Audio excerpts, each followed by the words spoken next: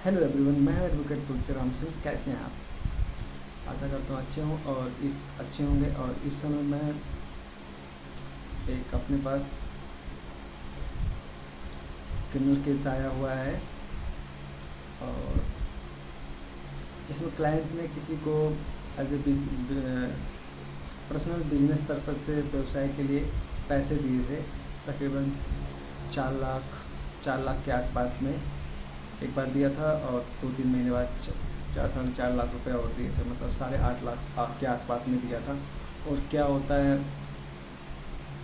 उसके बाद में ये हुआ था ना कि आप पैसे दे दो, उसके बाद में अगर पैसे वापस कर दिए तो कर दिए 6 महीने के अंदर। अगर नहीं कर पाए तो हम आपको कोई प्रॉपर्टी अपने पास है वो दे देंगे, आपको हम बैनामा कर देंगे, लिख देंगे। अब होता क्या है, उसमें जिसने पैसा लिया वो गायब हो गया। साथ में एक काम ये हुआ था कि क्या नाम है कि स्टैम्प पेपर पे उन्होंने अपना उसमें लिखवा लिया था कि जो भी पैसे दे रहे हैं वो इस समय पे मैं वापस करूँगा, इतने पैसे ले रहे हैं। उसमें 2 गवाह विटनेस हैं। और अब वो आदमी गायब है, मिल नहीं रहा। उसके घर वाले मिल रहे हैं और कोई नहीं मिल रहा है। उसी की तैयारी कर रहा था। तो जैसे फिर उसके बाद अचानक मेरी नज़र टीवी पे पड़ी, जिस पे आए दिन आजकल मैं दिल्ली में इस समय हूँ, और क्या हो रहा है कि चालान बहुत कट रहे हैं।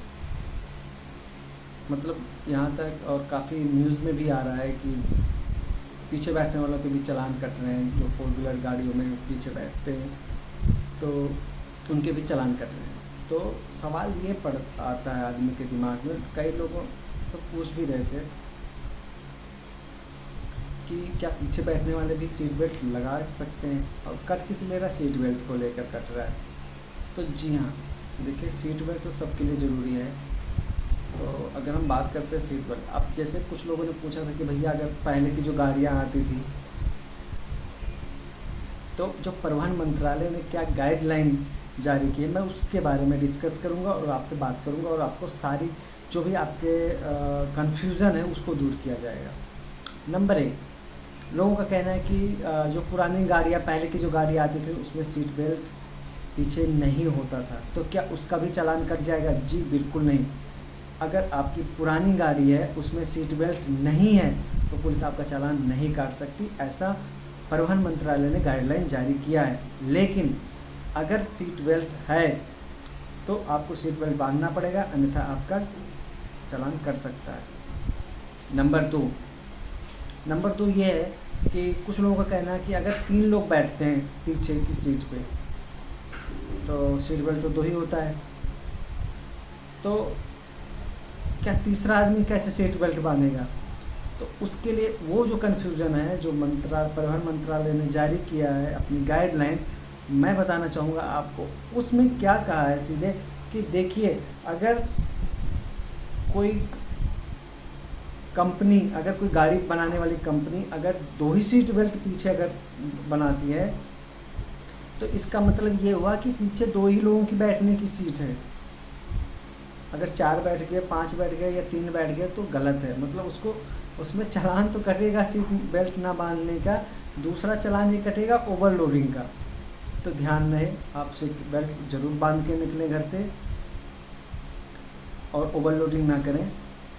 अब जो लोगों का तीसरा सवाल है, जो कि आज सोशल मीडिया पर कुछ ज़्यादा ही वायरल हो रहा है, लोग ज़्यादा ही पूछ रहे हैं, क्या बच्चे को भी सीट बेल्ट बांधना ज़रूरी है? देखिए, अगर बच्चा बहुत ज़्यादा छोटा है तो उसको जब भी बैठें तो उसको गोद में लेके बैठें। बाकी अगर बच्चा बड़ा है, गोद में थोड़ा बड़ा है, तो अगर वो बैठता है तो उसको भी सीट बेल्ट बांधना उसके लिए भी ज़रूरी है। आशा करता हूँ आप इस बात को समझ गए होंगे, आपके समझ में आ गया होगा। इसके बावजूद अगर आपकी कोई कन्फ्यूज़न है तो आप मुझे कमेंट बॉक्स में कमेंट कर सकते हैं। और यहीं से फ़िलहाल की अपनी इन्फॉर्मेशन इतनी ही थी। बाकी और आप स्वस्थ रहिए, मस्त रहिए, और जो ट्रैफिक रूल्स है उसको आप फॉलो कीजिए, क्योंकि ये जो रूल्स हैं वो आपकी सेफ्टी के लिए, आपकी सुरक्षा के लिए है। और जैसा कि अभी मैं दोबारा अपनी तैयारी करने जा रहा हूँ, ये CPC है, क्रिमिनल प्रोसीजर कोड। की तैयारी कर रहा था तो बीच में एक और एक टीवी पर नज़र गई, तो फिर मैंने सोचा जो मेरे सब्सक्राइबर हैं, जो हाँ मेरा वीडियो रेगुलर देखने वाले हैं, उनको एक क्यों ना अवेयरनेस फैलाया जाए, उनको बताया जाए जो कन्फ्यूज़न है। क्योंकि लोग गाड़ी से निकलते हैं बाहर तो उनके दिमाग में ये बातें घूमती रहती है, कहीं चालान ना कर जाए, कहीं चालान ना कर जाए।